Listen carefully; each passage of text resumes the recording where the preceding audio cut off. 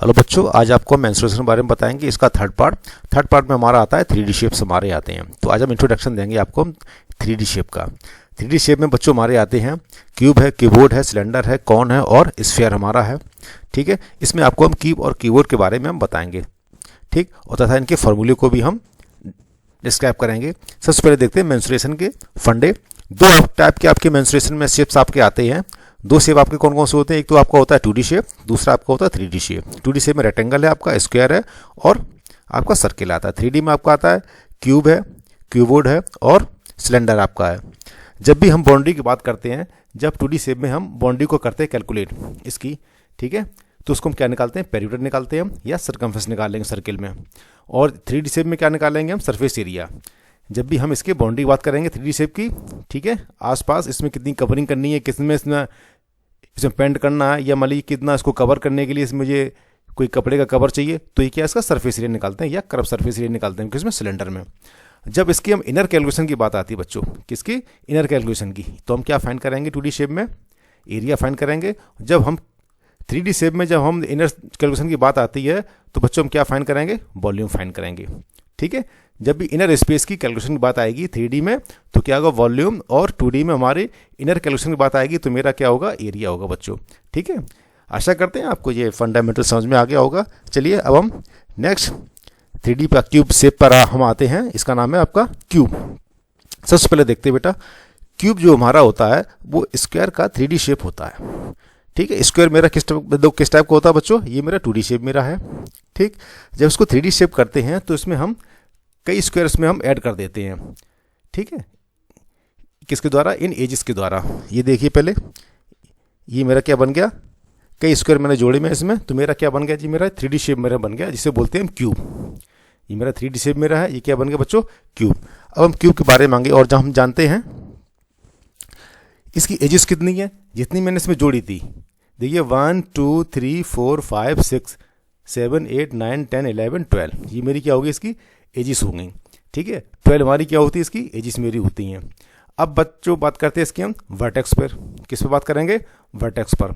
Vertex हमारे होते हैं, ये हमारे कोने जो होते हैं, जहाँ पर ये मेरी एजिस मेरी क्या होती हैं? ज्वाइन होती हैं, वो मेरे क्या कहलाते हैं? वर्टेक्स। ये रे वर्टेक्स, ये वर्टेक्स हैं, ये वर्टेक्स। जो मेरा जॉइंटिंग पॉइंट हमारा होता है किसका? एजिस का, वो मेरा क्या कहलाएगा? वर्टेक्स। वर्टेक्स में आप कहते हैं 1 2 3 4 5 6 7 8, ये मेरे कितने हो गए? 8 मेरे क्या हो गए बच्चों? वर्टेक्स मेरे हो गए इसके जी। ठीक, अब वर्टेक्स बार हमारा, इसके बाद इसका नेक कंपोनेंट आता है हमारा। अगला कंपोनेंट मेरा होगा इसका फेस। फेस कितने होते हैं? जो भी मेरे रेक्टेंगल्स मेरे हैं वो सब मेरे क्या आते हैं बच्चों? फेस आते हैं। ये फ्रंट की चीज़ दिखाई दे रही है आपको, ये आपका क्या है? फेस आपका है, ये फेस। एक फेस हो गया, दूसरा फेस हो गया, ठीक है, थर्ड, फोर्थ, फिफ्थ और सिक्स। तो बच्चों इसके कितने फेस हो गए? इसके 6 फेस हो गए इसके। जो भी प्लेन उसका होता है किसका? क्यूब का। ठीक है, या जितने इसमें स्क्वायर जुड़े हुए हैं, ठीक, वो मेरे क्या कहलाते हैं? फेस मेरे कहलाते हैं। तो इसमें कितने फेस हो गए बच्चों? 6 फेस मेरे हो गए। अब बच्चों अब हम डिस्कस करेंगे वॉल्यूम ऑफ क्यूब के बारे में। क्यूब हमारा क्या होता है? जब भी हम किसी 3D शेप के हम इनर स्पेस का क्या करेंगे? कैलकुलेट करेंगे। जैसे आपका ये क्यूब है, इसके इनर स्पेस का अगर हम करेंगे कैलकुलेशन, तो मुझे क्या फाइंड करना पड़ेगा? वॉल्यूम फाइंड करना पड़ेगा। जैसे मान लीजिए हमारा एक ब्लैंक हमारा है, ये क्यूब, इसमें मैंने कुछ लिक्विड भर दिया है। ठीक है, यानी इसकी होल्डिंग कैपेसिटी जो हमारी होती है, किसी भी 3D शेप की होल्डिंग कैपेसिटी होती है। ठीक है, तो वो हमारा क्या? वॉल्यूम वगैरह कहलाता है। इसमें मैंने कुछ लिक्विड भर दिया, वाटर आप समझ लीजिए, या मैंने इसमें कॉटन भर दी है। जब भी अंदर के कैलकुलेशन की बात आती है किसी भी 3D शेप की, तो वो मेरा क्या निकलेगा बच्चों? वॉल्यूम निकलेगा।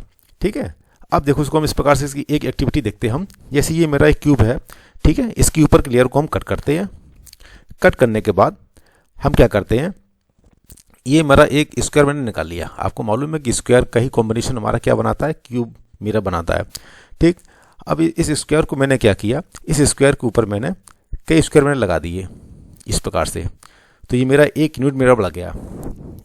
ठीक, फिर मैं दूसरा स्क्वायर मैंने लगा दिया, 2 यूनिट मेरे हो गए। ठीक है, तो ये जितने मैंने स्क्वायर के मैं यूनिट लगाता चला जाऊंगा, ठीक है, तो ये आपको मालूम है कि स्क्वायर का एरिया हमारा क्या होता है? Side into side. देखिए पहले, ये भी साइड है बच्चों और ये भी मेरी साइड है। ठीक है, जब हम इसकी सीट के ऊपर सीट बढ़ाते हुए जब उसको हम स्टैक इसका बनाते हम तो ये मेरा ये बढ़ता चला जाता है मेरा स्टैक, स्क्वायर के ऊपर स्क्वायर हम लगाते चले जाते हैं।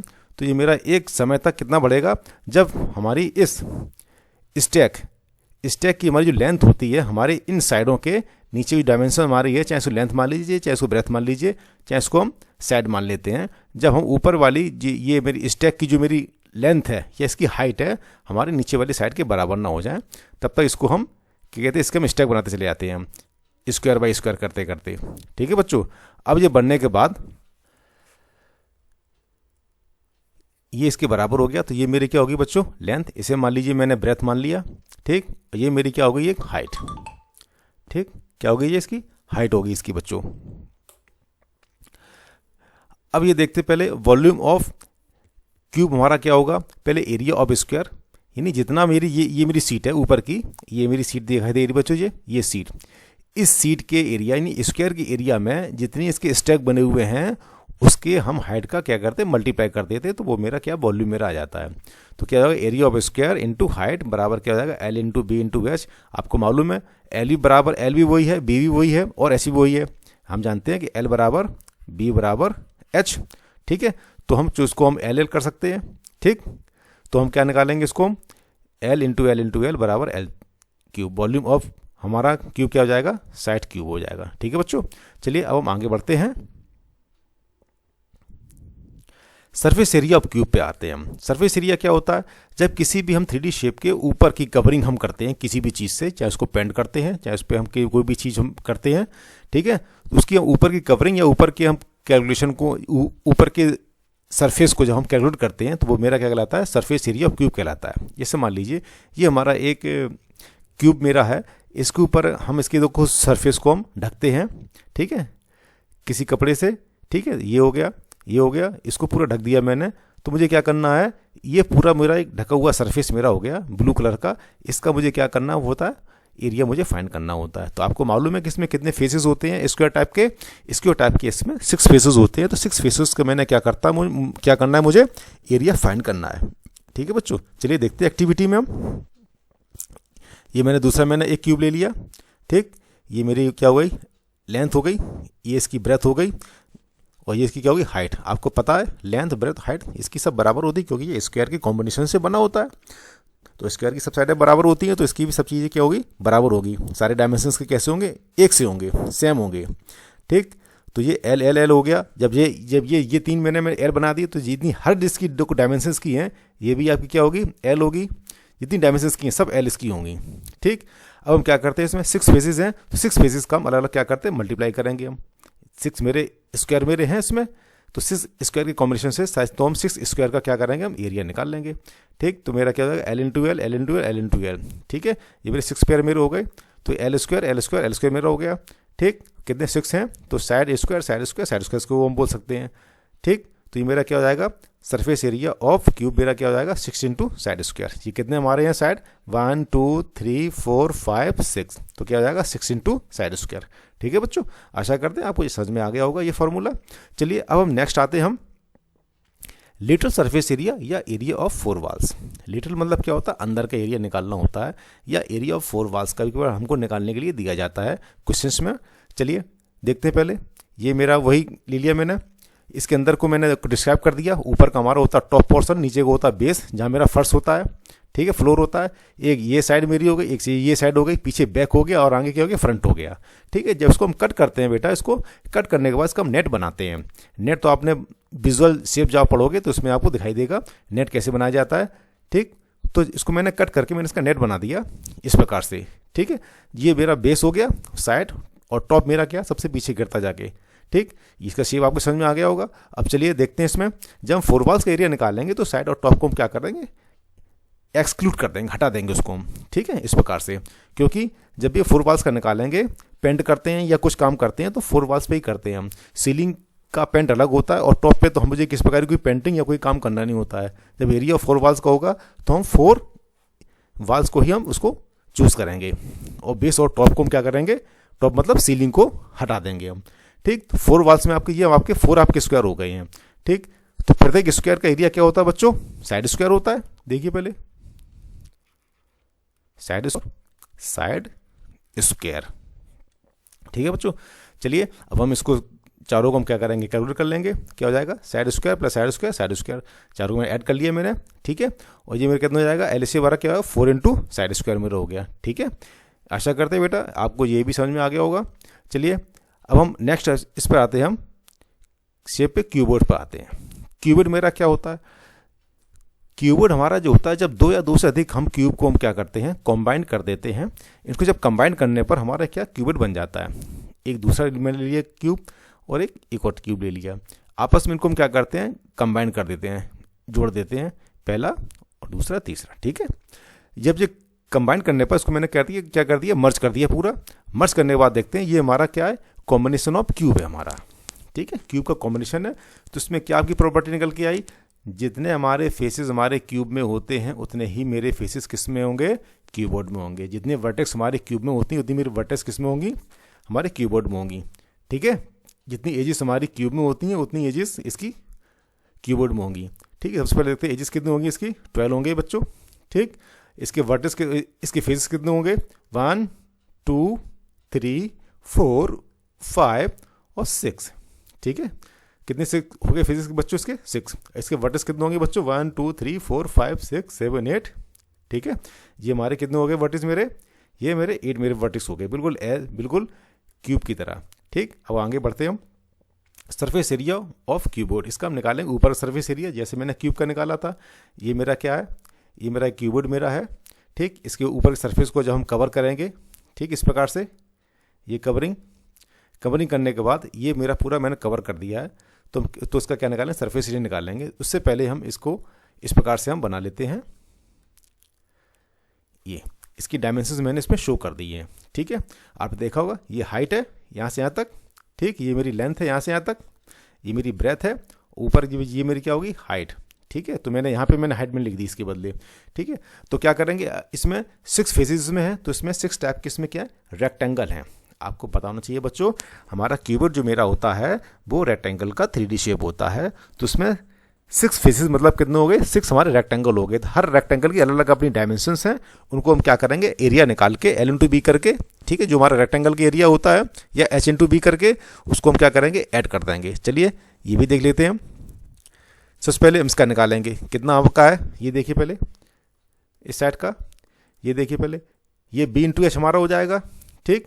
अब दूसरी बारी किसकी आती है बच्चों, अब निकालेंगे इसको, ये हमारा L/H हो गया। देखिए पहले इसकी L क्या हो गई, लेंथ हो गई, और H इसकी क्या हो जाएगी, ब्रेथ हो जाएगी इसकी, ठीक है बच्चों। तो इसका एरिया हो गया किसका, बैक साइड का। ये अब हम निकालेंगे किसका, इसका निकालेंगे एरिया, ये हमारा क्या हो जाएगा, ये भी मेरा क्या हो गया L/H। ये फ्रंट साइड का मेरा मैं देखो एरिया निकाल रहा हूँ। फिर मेरा आएगा टॉप का, मैंने निकाला एरिया किसका, टॉप का, L/B हो जाएगा। ये L लंबाई होगी इसकी, और ब्रीथ क्या होगी इसकी, ब्रेथ इसकी B आपकी हो गई, ठीक। और अब मैं निकालूँ किसका, बॉटम का, बॉटम के भी मेरा क्या हो जाएगा, L/B हमारा हो गया। आपने देखा हो बेटा हर चीज़ में क्या होगी, ये पेयर में हो रहे हैं। अब आपका ये बचा साइड वाला, ये वाला पोर्सन, ये मेरा क्या हो जाएगा, ये मेरा B/H हो जाएगा। देखा होगा B/H भी आपको 2 बार है, ठीक है, और L/B और L/B और L/H और L/H ये आपके 2 बार हैं, ठीक है। तो उनको हम क्या करेंगे, सिमिलर लाइक जो आपके होते हैं उनको हम अलग कर लेते हैं, ठीक है। और ये हमारे कितने हैं, पेयर में हमारे हैं, तो मेरा क्या हो जाएगा बच्चों, ये 2LB, ठीक है, 2BH और 2LH, ठीक। इसमें हमारा 2 मेरा कॉमन हो जाएगा, तो बच्चों क्या बचेगा, BH plus LH plus LB, ठीक। अब तो ये हमारा क्या होगा, इसका सरफेस एरिया हमारा क्या आएगा, टोटल सरफेस एरिया हमारा TSA B2 बैक अंदर BH plus LH plus LB, ठीक है बच्चों। आशा करते हैं बच्चों आपको ये भी समझ में आ गया होगा। चलिए अब हम डिस्कस करेंगे नेक्स्ट पर, जिसको हम कहते हैं लेटरल सरफेस एरिया या area of 4 walls like a cube. चलिए ये हमारा, फिर इसको हम डायग्राम को फिर लेते हैं, इसको हम डिस्क्राइब कर देते हैं क्या क्या दिया गया इसमें, ये टॉप, साइड और बैक और फ्रंट, ठीक है, बिल्कुल क्यूब की तरह है। इसको भी हम काट के इसका नेट बना लेते हैं, ठीक। ये नेट मेरा बन गया इसका, ये देखिए पहले, ठीक। अब नेट बनने के बाद बच्चों देखिए पहले इसमें सबसे पहले हम देखते हैं किसका निकालेंगे एरिया, 4 वॉल्स का निकालना है, तो हम बेस और टॉप को हम क्या करेंगे, हटा देंगे हम, ठीक। बेस और टॉप को मैंने क्या कर दिया, हटा दिया, ठीक है। जब मैंने बेस और टॉप को मैंने हटा दिया, तो उससे पहले हम 4 वॉल्स हमारे देंगे, फ्रंट, साइड और बैक, ठीक है। ये मेरे दिए गए, इनका मुझे एरिया निकालना है। ये मेरे कितने हैं, 4 रेक्टेंगल्स मेरे हैं, जिसकी डायमेंशन आपके सामने है। एक की ये ब्रेथ हो गई, ये एच हो गई, बी इंटू एच। ठीक है, सीधा करेंगे। सबसे पहले करेंगे फ्रंट का, क्या हो गया बी इंटू एच। फिर निकालेंगे किसका, बैक का, ये मेरा कितना हो जाएगा बी इंटू एच। ठीक है, एच मेरा ये हो गई और बी मेरी ये हो गई। फिर निकालेंगे किसका हम, साइड का, ये मेरा क्या हो जाएगा एल इंटू एच, एल मेरी ये हो गई। ठीक है, एच मेरा ये हो गया। फिर निकालेंगे किसका हम, दूसरे साइड का, ये मेरा कितना हो एल इंटू एच, एल कौन है मेरा, ये दिया गया, एच मेरी ये दी गई है। ठीक है बच्चों, अब इसमें एक चीज़ देखो बच्चों, इसमें एच हमारा जो है सभी में कॉमन आ रहा है, दिखाई दे रहा है आपको ये एच मेरा सभी में कॉमन आ रहा है। तो हम क्या करेंगे, एच को हम कॉमन ले लेंगे। ठीक, एच को कॉमन ले लिया, मेरा क्या बचेगा बी प्लस बी और प्लस एल। तो क्या होगा 2b और प्लस 2l मेरा हो जाएगा अंदर। ठीक है, उसके बाद हम क्या करेंगे, 2 को भी कॉमन ले लेंगे, तो मेरा क्या बचेगा एल प्लस बी आपको बचेगा अंदर, बी प्लस एल। ठीक, तो ये मेरा क्या हो जाएगा एल एस मेरा क्या हो जाएगा B plus L, 2 into B plus L, या इसको इस प्रकार से बोल सकते हैं 2 इंटू एल प्लस बी। ठीक है, ये मेरा क्या हो जाएगा लीटर सरफेस एरिया या एरिया ऑफ 4 वॉल्स। कभी कभार बच्चों क्या होता है, क्वेश्चन जब आपको हम कराएंगे, कई बार बोलते हैं कि इसमें टॉप को भी इंक्लूड कर लेते हैं, सेम कलर कर दिया गया चारों दीवालों में। ठीक, और प्लस सीलिंग में, तो हम क्या करेंगे इनके 4 वॉल्स के एरिया में हम एल इंटू बी यानी टॉप को भी हम क्या करेंगे एरिया उसको ऐड कर देते हैं। तो मेरा क्या है टॉप यानी सीलिंग और मेरे 4 वॉल्स के एरिया मिला के हमारा total surface area, total lateral surface area मेरा आ जाएगा। ठीक है बच्चों, चलिए अब बच्चों हम डिस्कस करेंगे वॉल्यूम ऑफ कीबोर्ड। ये हमारा क्या है, ये मेरा है कीबोर्ड मेरा है बच्चों। ठीक, ये एक वैक्यूम है। कीबोर्ड मैंने कब, ये वॉल्यूम मैंने कब बताया था, जब किसी 3D शेप के इनर स्पेस का कैलकुलेशन होता है तो हम उसको क्या निकालते हैं वॉल्यूम फाइंड करते हैं। ये हमारा अभी ब्लैंक है, इससे मैंने कुछ लिक्विड मैंने भर दिया, जैसे वाटर मैंने फिल कर दिया, या इसमें कुछ हम कंक्रीट भर दें, कंक्रीट इसके अंदर आ गई है। तो क्या किसी भी 3D शेप की होल्डिंग पावर यानी होल्डिंग कैपेसिटी आपकी जो होती है किसी भी सब्सटेंस की, वो उसका वॉल्यूम कहलाता है। ठीक है, अंदर की कैलकुलेशन इसकी होगी। ठीक, अब इसको हम एक एक्टिविटी द्वारा इसको बच्चों हम समझते हैं। जैसे ले लीजिए ये हमारा एक रेक्टेंगल का 3D शेप होता है हमारा क्या कीबोर्ड। तो मैं एक रेक्टेंगल सीट लेता हूँ मैं, ये मेरी एक रेक्टेंगुलर मेरी सीट है बच्चों। ठीक, जिसकी लेंथ कितनी है एल और इसकी ब्रेथ कितनी है बी। ठीक, अब इस समय हमारी सिंगल सीट है तो मेरा एल इंटू बी किसी प्रकार का इंक्रीजिंग तो होगा नहीं। तो ये मेरा क्या 1 सीट हमारी है, तो एल इंटू बी इंटू 1 यानी हमारा 1 टाइम। अगर 1 का अगर हम मल्टीप्लाई करते हैं इसमें 1 सीट का, तो इसकी एरिया में किसी प्रकार की कोई चेंजिंग नहीं आएगी। अगर इसमें हम 2 सीट एक के ऊपर एक सीट और लगा देते हैं, 2 यूनिट बढ़ा देते हैं, अगर इसके रेक्टेंगल को हम 2 यूनिट हम इंक्रीज करते हैं, तो मेरा जो एरिया जो है किसका रेक्टेंगल का वो 2 टाइम्स मेरा बढ़ जाएगा। अगर इसको हम 3 टाइम्स कर देंगे हम, तो ये मेरा कितना हो जाएगा 3 टाइम्स मेरा इसका एरिया बढ़ जाएगा, वही मेरा वॉल्यूम ऑफ कीबोर्ड मेरा कहलाएगा। ठीक, अभी इसको अगर हम 6 टाइम बढ़ा दें इसको, तो ये मेरा 6 टाइम मेरा क्या हो गया 6 यूनिट मेरा क्या हो गया जी बढ़ गया। ये मेरा कितना हो गया बच्चों, ये मेरा हो गया 6 यूनिट मेरा बढ़ गया जी। ठीक है, तो एरिया मेरा कितना हो जाएगा 6 टाइम्स मेरा हो जाएगा। कितना हो जाएगा 6 टाइम्स मेरा इसका एरिया इंक्रीज हो जाएगा। अगर इसको हम उठा के सबसे ज़्यादा 15 टाइम्स कर देते हैं तो इसका एरिया कितना हो जाएगा बच्चों 15 टाइम्स हो जाएगा। ठीक है, तो इससे मैंने क्या ऑब्जर्व किया, जब किसी रेक्टेंगुलर सीट को हम कंटिन्यू इसका एक हम स्टैक बना देते हैं इस प्रकार से, तो आपने देखा स्टैक बनने पर एक हाइट को ये ऑपरेट करता है। ठीक है, तो ये कितना इंक्रीज हुआ आपका जे एच टाइम्स, कितना हो जाएगा जे एच यूनिट आपकी हो गई, क्या होगी वो ये एच यूनिट। ठीक, तो ये हमारा कितना हो जाएगा एच टाइम्स इसका बढ़ जाएगा। तो वही मेरा क्या कहलाता है बच्चों, ये हाइट मेरी हो गई। ठीक, तो ये वॉल्यूम ऑफ कीबोर्ड मेरा कहलाता है, तो L into B into H. ठीक बच्चों, ये क्या हो गया हमारा वॉल्यूम फाइंड करने का तरीका है। वॉल्यूम हम इस प्रकार से इसको फाइंड करते हैं। ठीक है, ये हमारा है वॉल्यूम, यानी किसी भी रेक्टेंगुलर सीट का हम स्टैक बनाते हैं, उसकी जो हम हाइट ऑब्टेन करते हैं उसी हाइट का इसमें क्या करते हैं रेक्टेंगल के एरिया में मल्टीप्लाई कर देते हैं, तो वो मेरा क्या कहलाता है बच्चों कीबोर्ड का वॉल्यूम कहलाता है। ठीक है, वॉल्यूम ऑफ कीबोर्ड कहलाता है। ठीक है, इसी लेक्चर के साथ बच्चों आज का ये हम टॉपिक अब हम समाप्त करते हैं। ठीक है, किसी प्रकार की आपको कोई प्रॉब्लम हो, ठीक है, तो हमारे दिए गए नंबर पर आप क्या कर सकते हैं मुझसे संपर्क कर सकते हैं। व्हाट्सएप नंबर हमारा है।